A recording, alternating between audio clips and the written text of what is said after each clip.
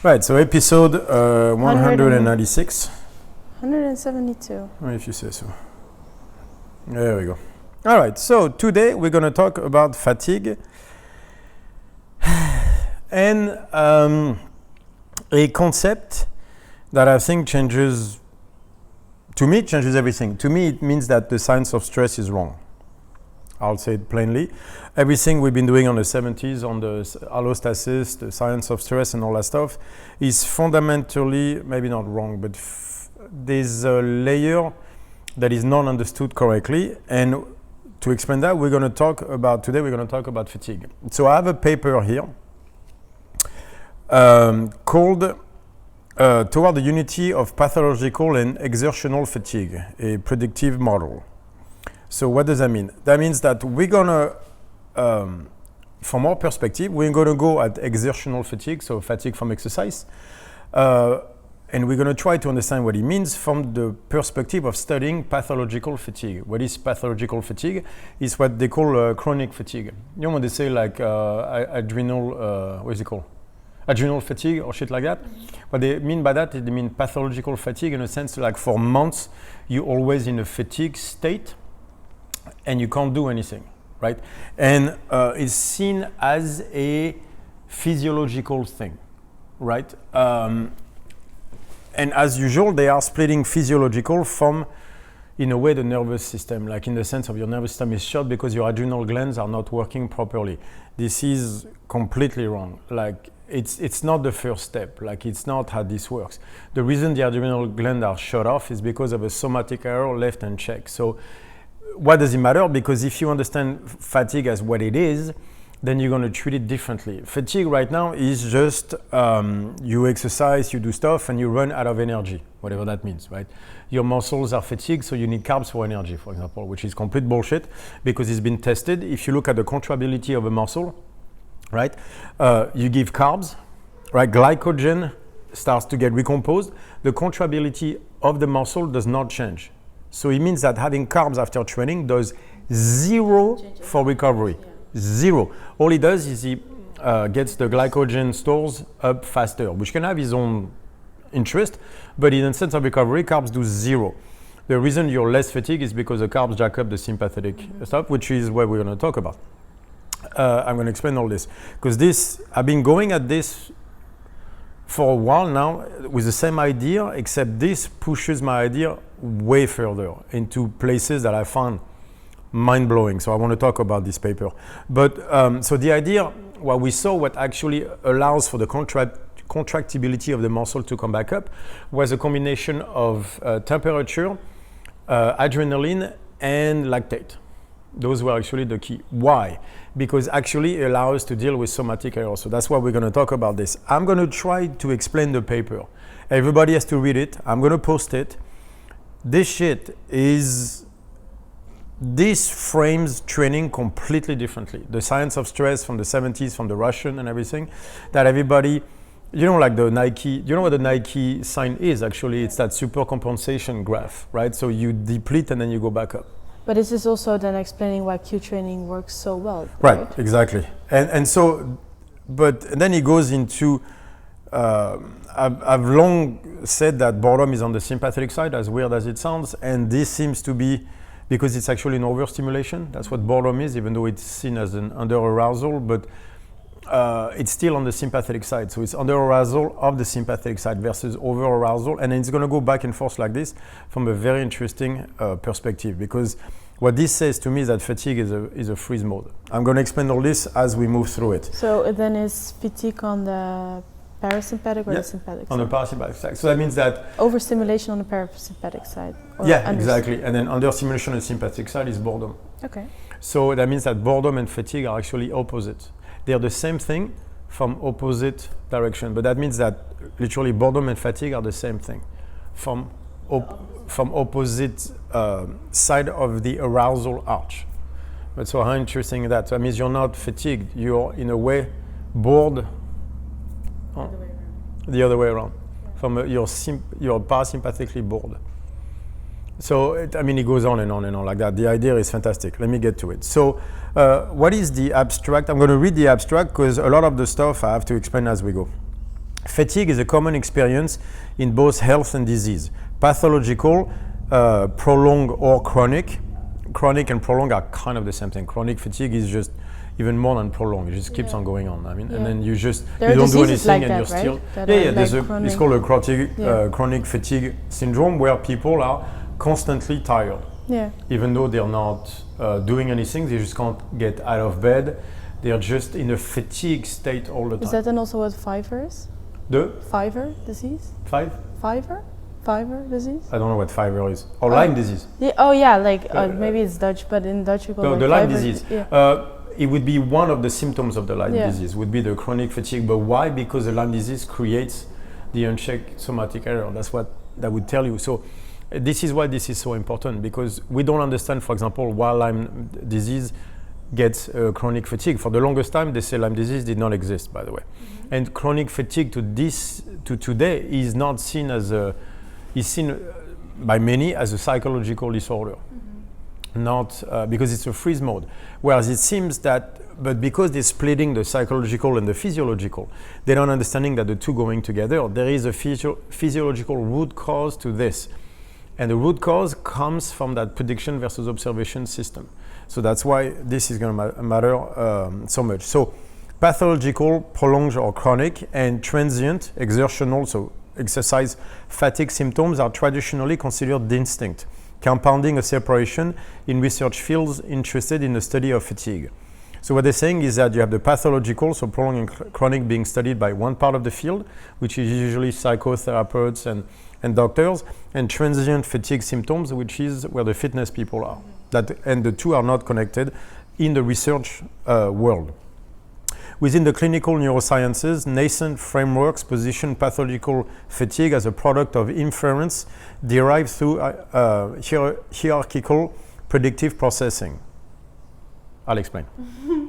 So it means that in neuroscience today, the framework is that pathological fatigue, so exertional, is a product of a problem with a prediction versus observation model. So it's a problem with somatic errors. Yeah. That's all. They're just making it sound super complicated. What they're saying, fatigue equals somatic error.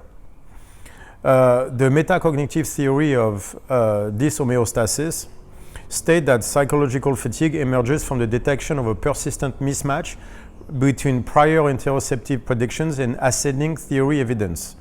Yeah, prediction error, basically.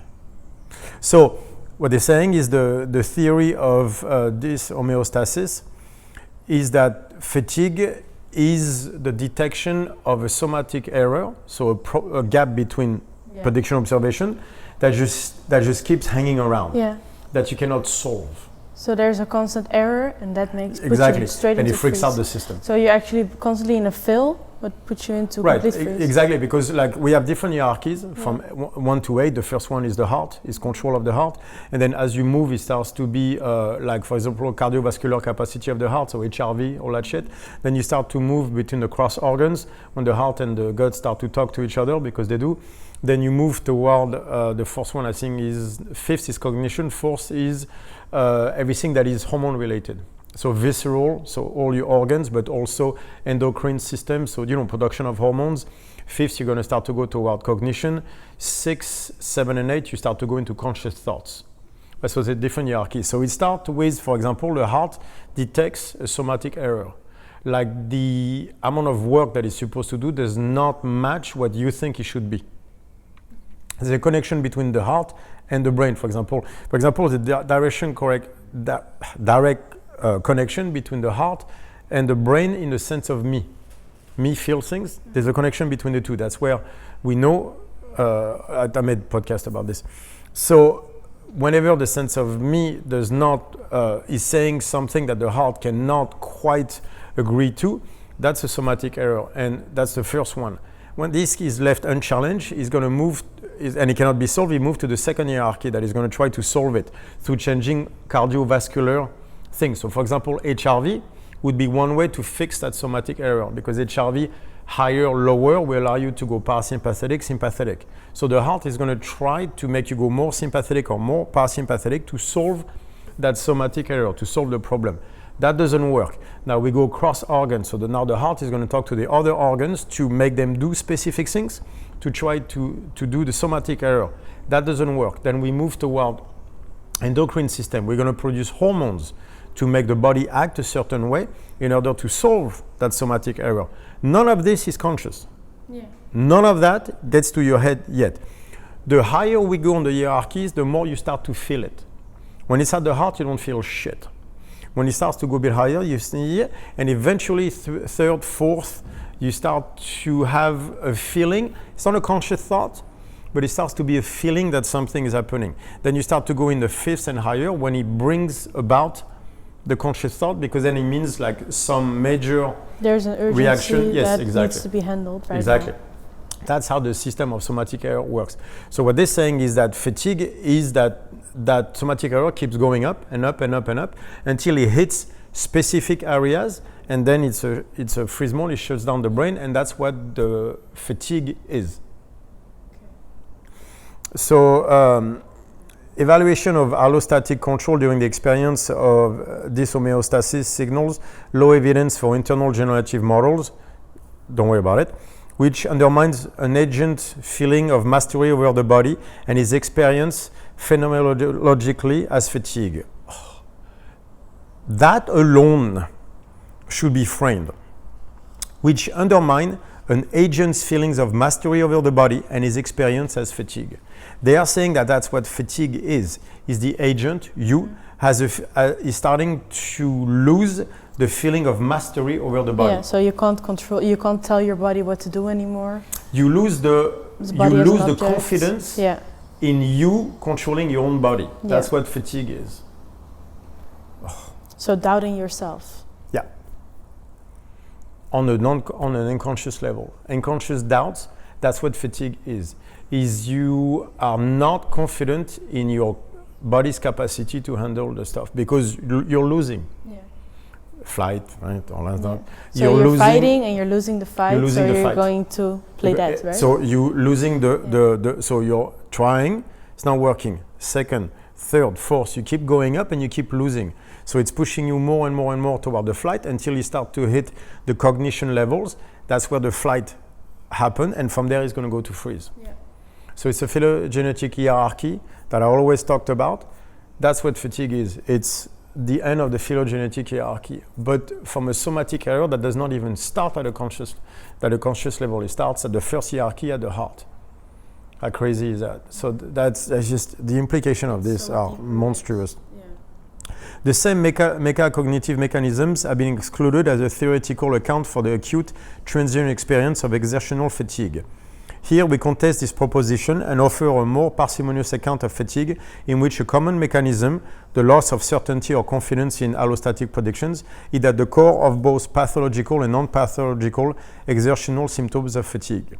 So they're saying that we have treated the physiological fatigue, like exercise fatigue, like I'm tired, as different from that pathological fatigue. And what they're saying here is that it is the same thing, that you are not fatigued because of the exercise, you are fatigued because of your perception of the exercise, because you're losing. You are less and less confident as your capacity to handle the exercise. That's what fatigue is. You're doubting yourself toward being able to do the work. So that's why you're fatigued after the workout, because you're like, I need to recover, I can't do this anymore. I can't do this again. That's what fatigue is. It has nothing to do with your fatigue. It's your perception of the workout. That's why when the workout is so great, you're not fatigued.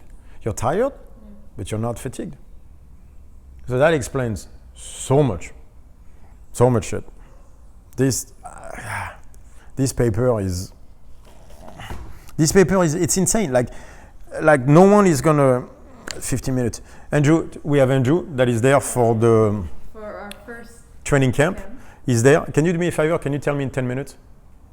Yeah. Can you time it? Because I have to stop the camera every 30 minutes. So that's why you guys see breaks. He talks about. Anyway, do you understand how fucking big this is? Exactly. Like this is you know what the problem is? I'm joking, love.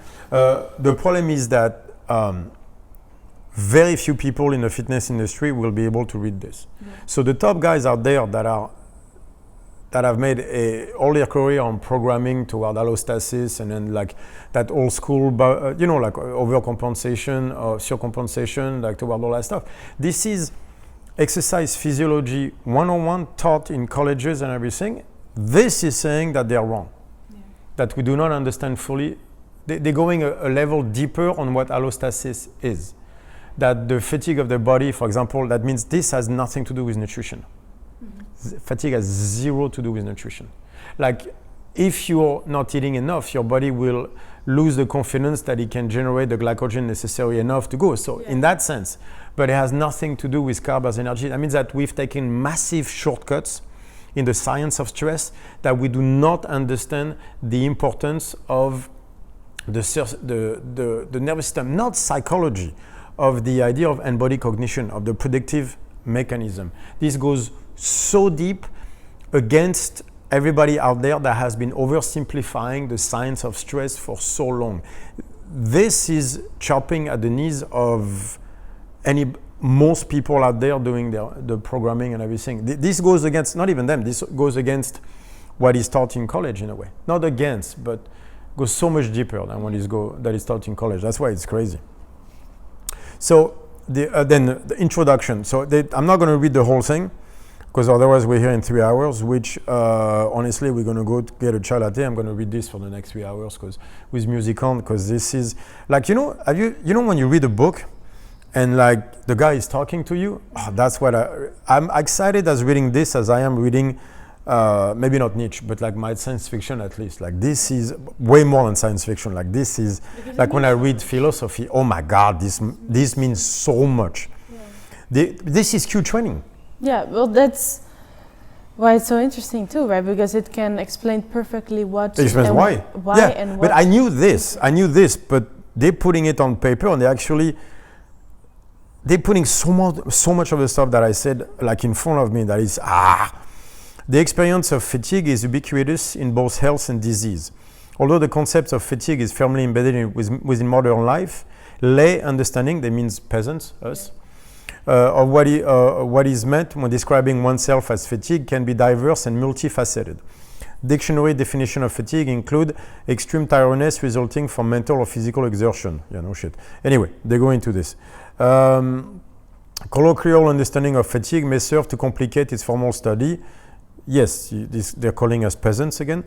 Emphasis the need to clearly distinguish from other related phenomena. Blah, blah, blah, blah, blah, blah, blah. However, due to the absence of a universal and standardized measure of fatigue, quantification of the differences across health and disease can be limited by the type of fatigue assessed. Yeah. So what they're saying is we have not been studying fatigue correctly, which I obviously very, very much agree. We don't have the instruments to do this. Interestingly, a common feature of pathological fatigue is an exacerbation of symptoms with acute exertions. It is therefore conceivable that exertional fatigue also forms a fundamental component of pathological fatigue, which may support a common mechanism with both disease and health that ultimately functions to regulate energy expenditure and work output.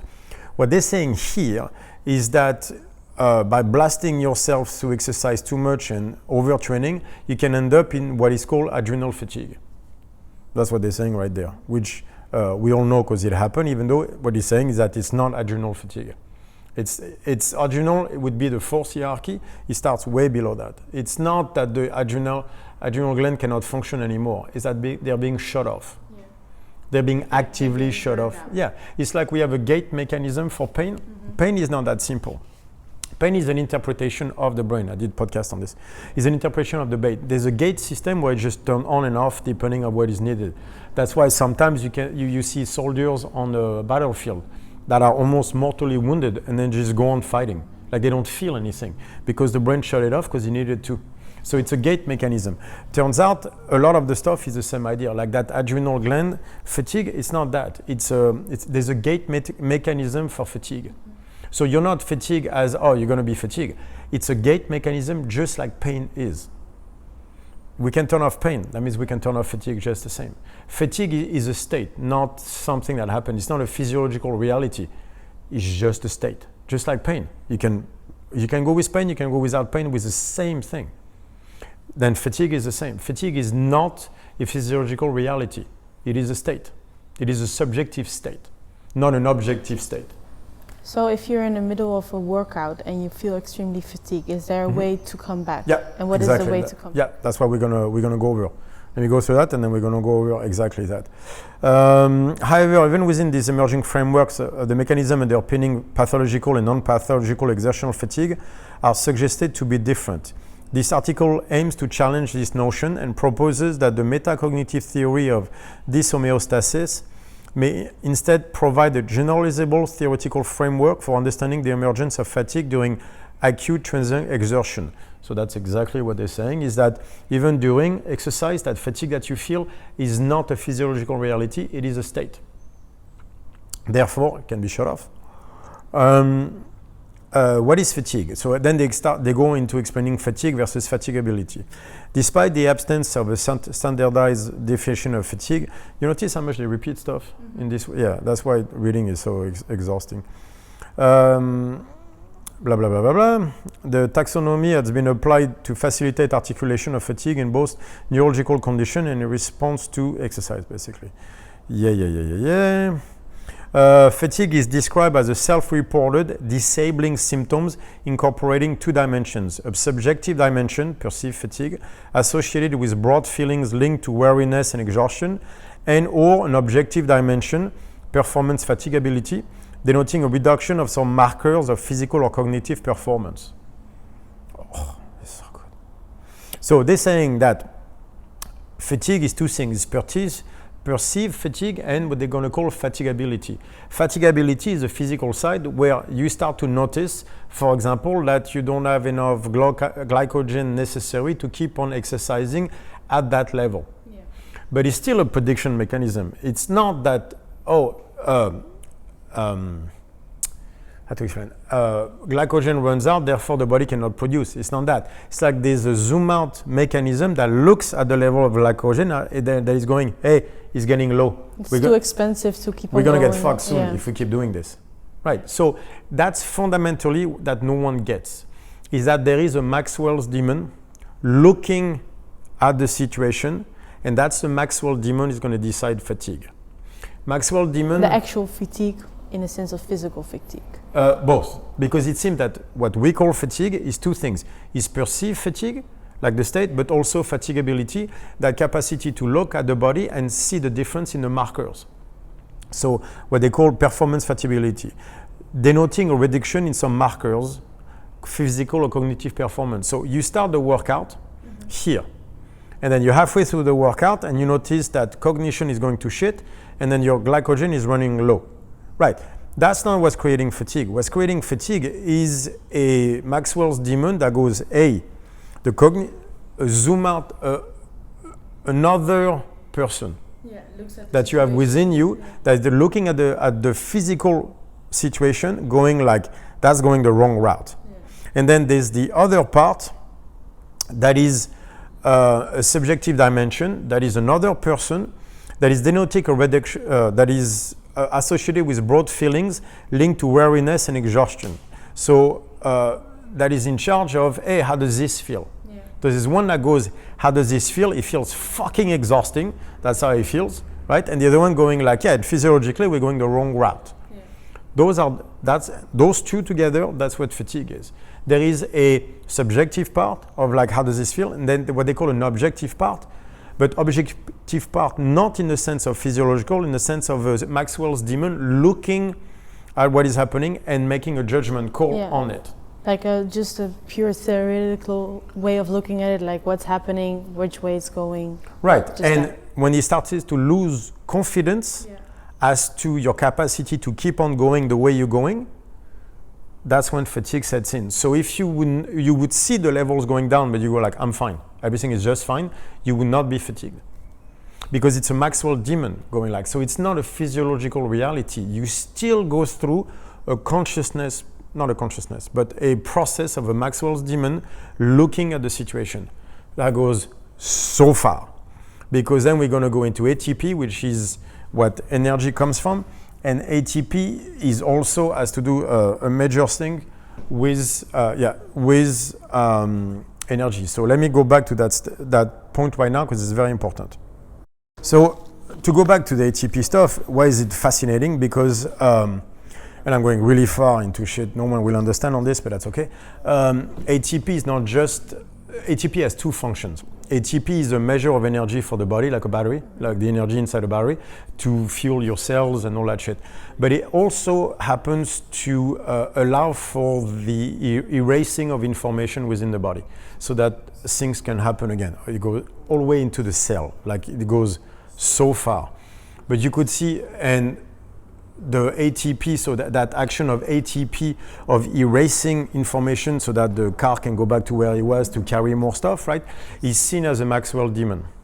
Is seen as an outside, almost like an outside observer that decides which way things should go. For example, a cell, right, has to take out waste and get in nutrients, right? So, but how does he know which one to go? For example, in a cell, it's such a small dimension. You can't put ions too close to each other, they start to interact.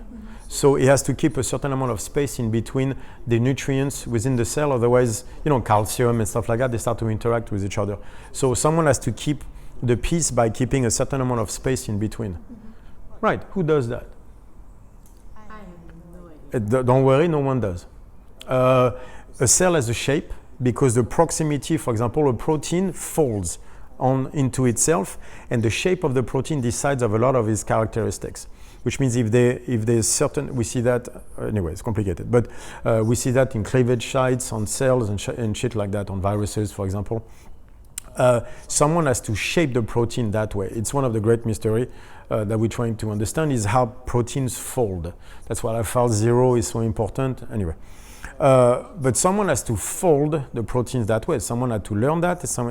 Who does that? And that's the entire idea of Maxwell's demon that is behind everything. So that idea goes so far.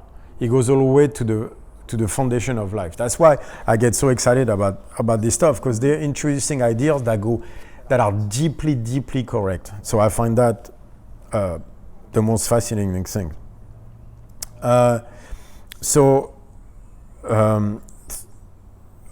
through these aspects of fatigue may interact, they are ultimately considered distinct and measured independently.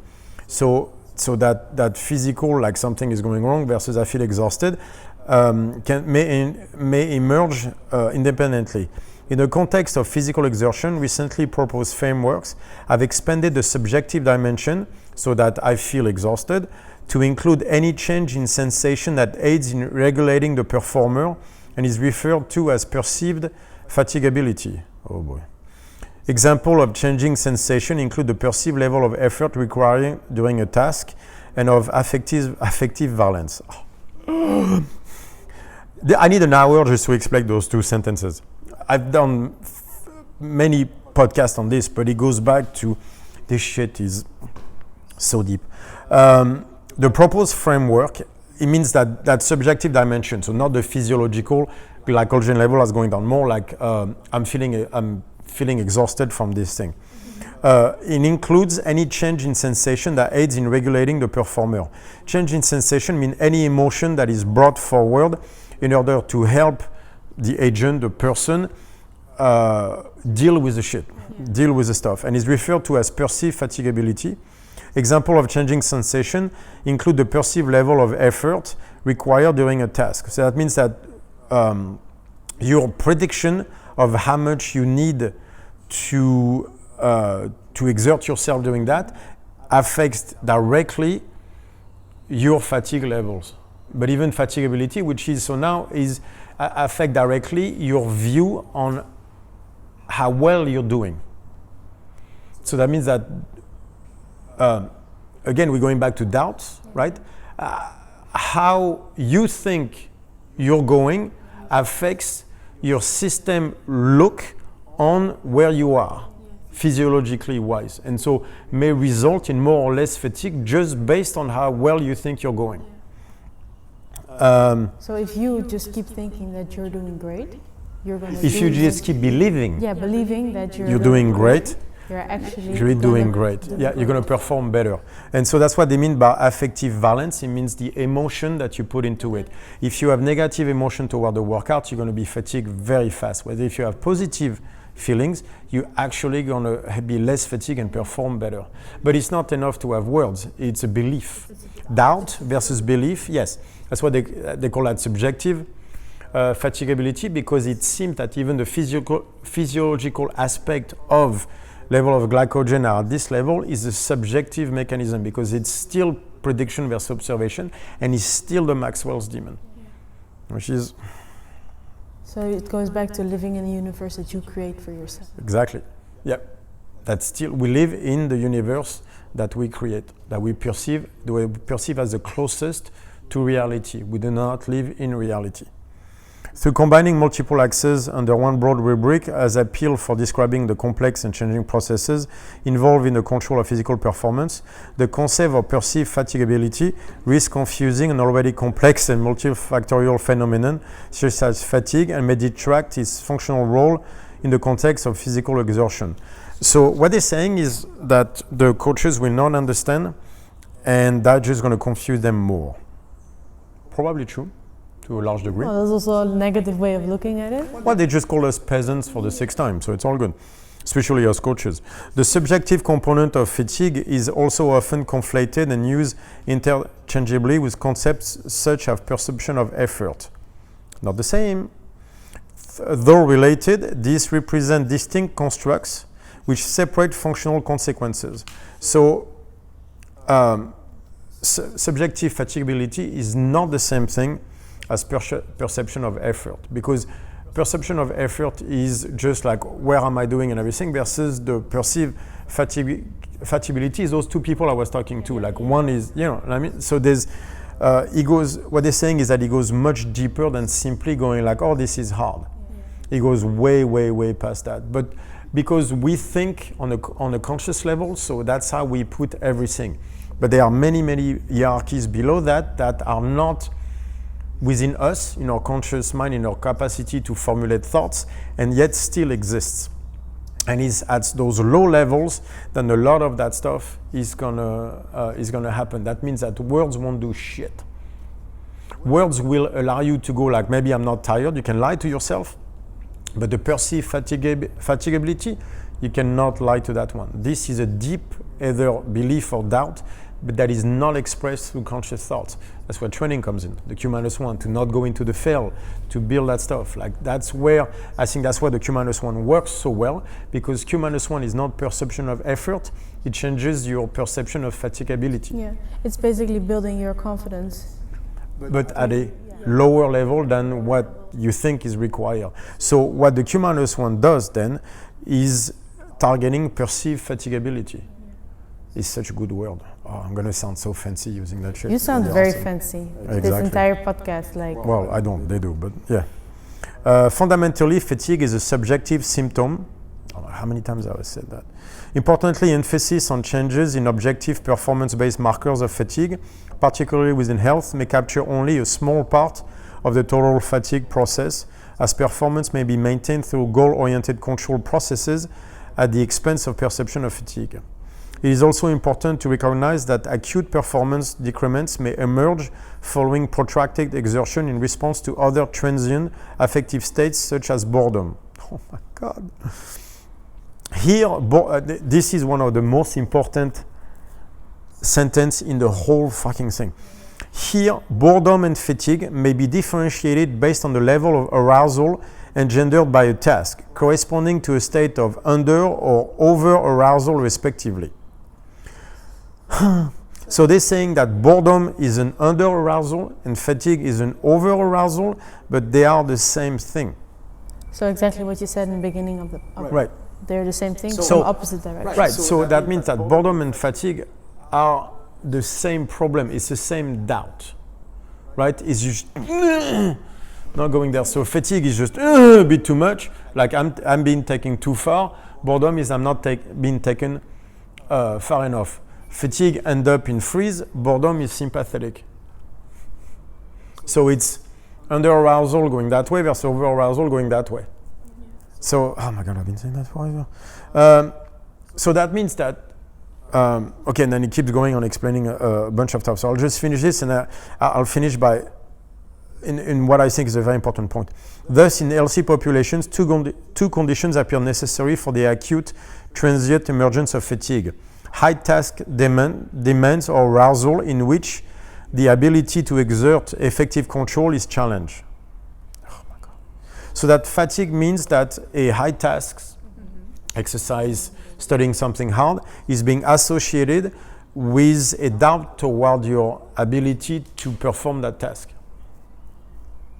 To exert effective control of that So that task. you don't have control over how you perform on.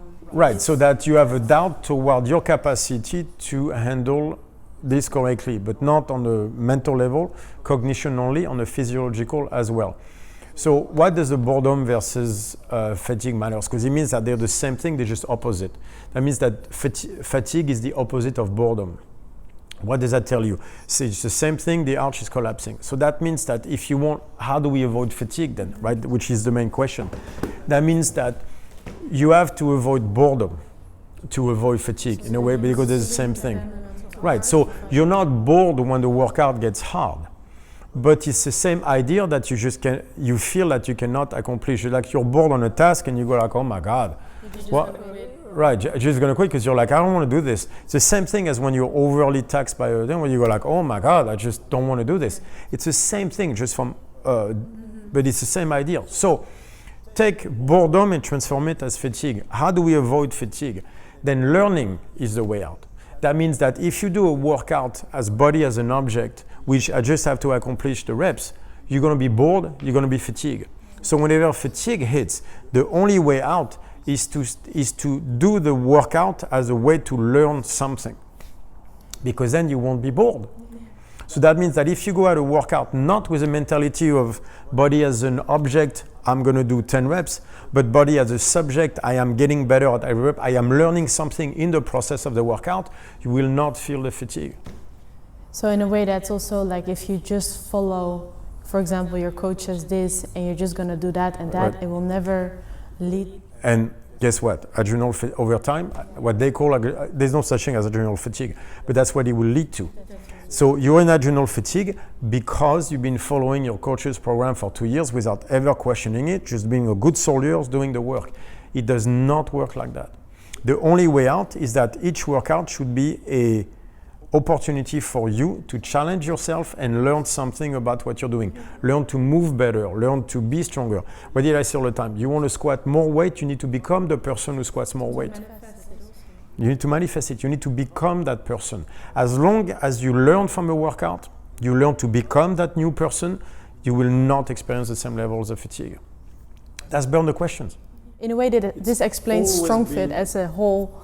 That explains Burn the Questions. Why does it work? When does it work? When does it does not work? Burn the Questions.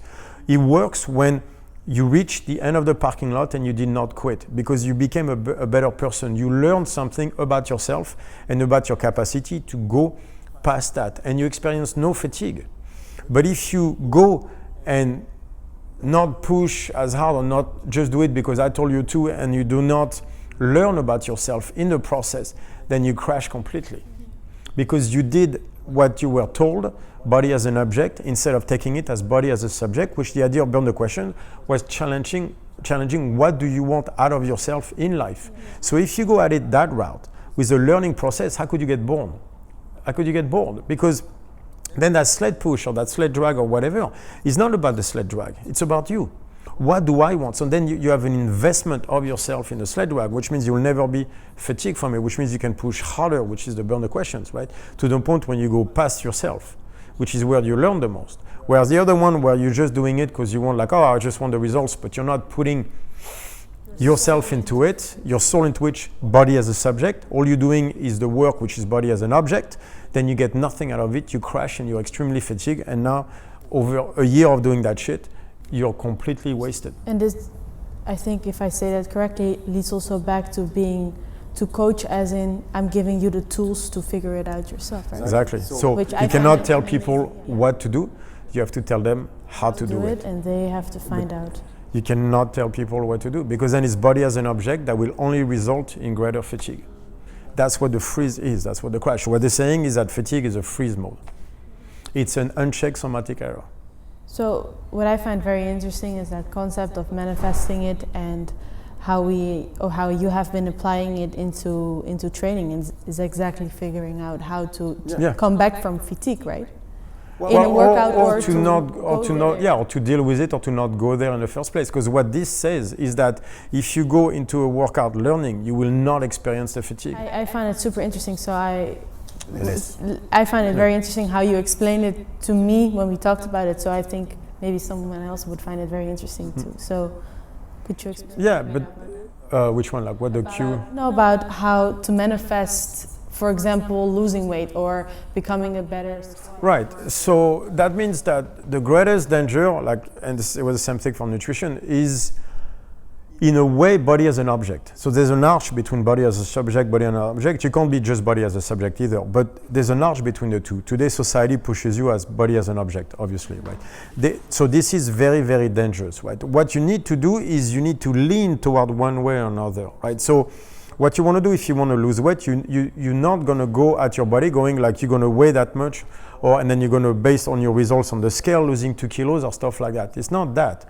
It's what you have to do is you have to lean against the goal, but from body as a subject perspective. So what does that mean? That means that I am not someone who weighs right now 98 kilos, for example. I am someone who weighs 95 kilos. Just I'm not there yet. But I'm going to start to lean in that idea of me weighing 95 kilos from body as a subject. So how does that feel to weigh 95 kilos? I am lighter on my feet. I go up and down the stairs more. I'm going to start manifesting that idea that I am 95 kilos in all facets of life by leaning against the idea, not by making my body do it, because you can't, but I'm going to lean against the idea that I'm lighter than I am now, so that I act already as a person who is 95 kilos. And those actions, being lighter on my feet, when I run, being lighter, all that stuff will manifest themselves by allowing me to go toward being 95 kilos. So what I'm doing is I'm creating a Maxwell's demon that is going to change the body into the person that weighs 95 kilos. So that you cannot lose 3 kilos, you need to become the person who weighs 3 kilos less. And that's through your action, your everyday action, the way you feel about it. That's the way we change things. Just I've said, if you want to squat, go from 400 to 500, you need to become the person who squats 500. But you can't wait to be there to become that person. You have to become that person first. And the manifestation of that person will squat 500. Yeah. That's how it starts. It doesn't start by body as an object. It starts by body as a subject. You need to become the person who squats 500 before you can squat 500. You need to become the person who has lost 5 kilos before you can lose the 5 kilos. It's body as a subject first. And in a way, that's what this is saying. For fatigue, if you do not want to be fatigued, then you have to become the person who is not fatigued. So is that the only way to be better at not getting as fatigued, is to manifest not being a believer? You have to be the person who is not fatigued. Yeah. So you do Q-1 on the 10 minutes on the stuff. What you have to become is the person who can do 10 minutes on the Erdine at 60. Because at first, at minute 6, I wanted to quit and I didn't. So what I did, I was like, I am not the person who quits at 6 minutes. I'm the person who does 10 minutes. And over time, I became the person who can do 10 minutes easily. But that came out of me leaning against the person that I was to become the person I wanted to be. And that's what the Q-1 is. Because if I go like, I'm going to do 10 minutes at 65, I'm going to die every day. I'm going to have that perceived fatigability is going to lead me to like, we're spending too much energy on this for no reward, and it's going to make me quit. So what I did is I just lean a little bit against it, which means I did 10 minutes at 60 RPM. And that was enough as a lean to become the person who can do 10 minutes at 60 RPM as a base, right? And then move to now I'm at 62. But if I'd say 62 from the beginning, it would have been too much of a challenge to that person then, and then the doubt would have started to get in my head as, can I be that person? And as I had the doubt, I would have given up on it. So the key is how much can I lean without doubting myself? I can do 60 at a time for 10 minutes. Then let me do 61, because I can do that, and then 62, and that's how you become. You become the person that does 61 at 10 minutes. But that becoming that person is a challenge. So be careful about the challenge you're setting yourself to be. If your ego gets in the way and tells you I'm the person who can do 65 for 10 minutes, bullshit. Yeah. And you have to call bullshit on yourself. I did that. I'm going to do 12 minutes at 62. No, you're going to do 11. Maybe you'll do 10 minutes and 30 seconds. Because you lean body as a subject. The second I said 12 minutes, that was me doing body as an object. That's what ego is I can do that. Anything past that true statement is ego taking you to body as an object. We see that with nutrition, with training, with everything. Yeah. That's how you screw yourself up. So you have to become the person who has the results you want to have. You cannot wait. Way. So not saying, I can do this, I can do that, that's the ego speaking. Be fair with yourself. But do not go into body as an object. Do not impose a reality on your body that is not there. Because you create a Maxwell's demon that is just not true. Setting yourself up for a major fail, basically. And you know what happens? The doubt comes in, and here comes chronic fatigue. That's what chronic fatigue is you shot for something that was not there. You could not become the person you wanted to become, and therefore you ended up in complete freeze mode because you went like this and like that. The stress was too hard that it crashed you completely because you did it too fast, because the world is a mean, dangerous place. It can be beautiful, but it's also mean and dangerous. And if you go at it, body as an object, saying, I'm going to make my body do what I want, I'm going to be all prediction, no observation, then the world will teach you very fast that you're wrong. Very fast. You cannot be a prediction machine. That's what people end up in freeze, and that's what this is. It's like that perceived stuff will just crash you completely. The observation side of things is a vital part of life. So if you go ego, and ego is all prediction. If you look, that's what ego is. It's body as an object, it's all prediction. You cannot be that. You cannot make progress there.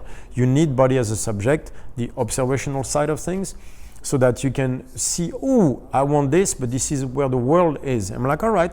And then you find not a compromise, but you find something where the two live. And that's where you start to lean against that spot, and that's how you make progress. You move your center in the direction. You don't move the extremes. Yeah. That's what ego makes you believe. Ego makes you believe you can move the extreme. No, you move the center slowly. But by moving the center, you become the person that can do whatever you want to do. That's why, in a way, what that tells you is that to not have fatigue is you need to be that person, because the person that you are now has a perceived fatigability that is lower than the person you want to become. All right, then become that person, and from there you will be less fatigued in your workout, therefore you'll perform better. That's what performance is being less fatigued, less doubts, and consciously in your capacity to move forward. The human body has untapped potential. So you don't need to increase anything in your body. You just need to tap into the unconscious, into those levels you are not capable of reaching because you have doubts in place. That's what you need to fight. You don't need to blast your body. You don't need the steroids. You just need to find a way to remove those doubts. If you remove the doubts, you will not experience fatigue. You'll train so much harder, so much more often. You will get so much more results. That's what it says. Fatigue is a state. There's a gate to it. And the gate is a doubt. So on a deep level. Now we basically discussed is how you can prevent to go into a fail in fatigue, or how to become better, right? But right. What if you do end up in freeze? How do you come back from it? Or become fatigued? Yeah. How do you come back, especially in the middle of a workout? Well, it means it's a perceived thing. It's a state you entered. So that means that you have to go back to the fight mode. The fight mode will be found in the learning process. Learn from the process. Put your ego aside. Learn from the process. What can you learn from the remainder of the workout? Even if it's don't do the first round as hard as you did. Can you pace? Can you finish? Is that what you want? Like, you went into body as an object. Take a step back. Go back to body as a subject. What do you want? Where are you? Like you. Learn from the workout. Go back in a state of learning, and you'll see that fatigue will be pushed aside. That's life in general. If you're depressed or stuff like that, you can't get out of the couch to go to work. You are not in a learning mode. You are not in a body as a subject mode. That's what you need to go back to. You need to be present within the discomfort of the workout, but learn from it. Like, are you going to engage your pecs? For example, like your shoulder hurts, it makes you put into a fail. Okay, then finish the workout, but find your pecs. Yeah. Can you finish the workout finding your pecs? You might slow down a bit, but then as the fatigue goes away, you'll be able to pick back up. I mean, you disconnected from the body. That's why you're fatigued. Because then the prediction observation are not matching. Because the prediction went sideways because you disconnected. So reconnect the two. Where am I? What do I need to do? Like my neck hurts, you put me in fail. Okay, find your pecs. Find your teres major. Take a second. Okay, let me press finding my pecs. Then you go back into that groove, and the second you're in the groove of finding your pecs, you will see the fatigue will go away. So that's going to be the key forward. But that can be trained with a Q-1. I was going to say, like, then you just stop the set, take a deep breath, do another set. Do another set. Or if you even in workout, take a deep breath, do 2 more reps correctly, then 2 more reps, then 2 more reps, and then you'll come back. Or drop it, do another set, drop, do another set. Or do that 10 minutes on the airline in the morning to teach you to not go to that place in the first place and go like, where is it that I can maintain? Give me a 6. Remember, 3 problems always with mental state. You give me a 2 when you should give me a 10. Give me a 10 when you should give me a 2, and you cannot give me a 6. The Q-1 is that. Give me a 6. And it turns out if you give me a 6, there is no fatigue. That's what this says. That the 6 is when you give a 10, when you should give a 6. That's literally what this says. That the somatic error is that. 6 is required, you give me an 8. That's a somatic error. That's where fatigue lives. So if you need a 6, give me a 6. Then there will be no fatigue. If you need an 8, give me an 8. There will be no fatigue. Doesn't matter. But you need to know what is required. In a workout or stuff like that, if you're in a simple workout that you can stop at any moment, a 10 is not required. That is not true. There is no bear. Understand your body. There is no bear, there is no zombie chasing you. A 10 is not required. You're in training, you're not supposed to save that weight, you're not supposed to do that. You're not in competition, there is not 50,000 people screaming your name. You are not in that state. Then accept the state you're in and give a prediction as to match your observation. Give the number that the world is requiring from you at that moment. Do not lie to yourself. This is body as an object. That's how we get out. So we're going to try that tomorrow morning. And the day after that, and the day after that, and the day after that. Yeah. That's a massive concept. Yeah. I was going to say, like, this is... But imagine what we can do with this. Imagine if you could... whoops, it's going to shut off. So should we just stop and then do the outro? No, because it will shut off anyway. So we will do another episode on the subject, I'm sure, but that will be enough for episode 266. And then I think this will. There's also so many episodes on this. Yeah, and I think what is so amazing about it is that you have like solid information about how you can. I knew I was right. I know you know what you're right, but this is gonna. This is for you. I knew I was right. Yeah, I knew you knew you were right, but this is gonna make it so much easier. See you guys soon.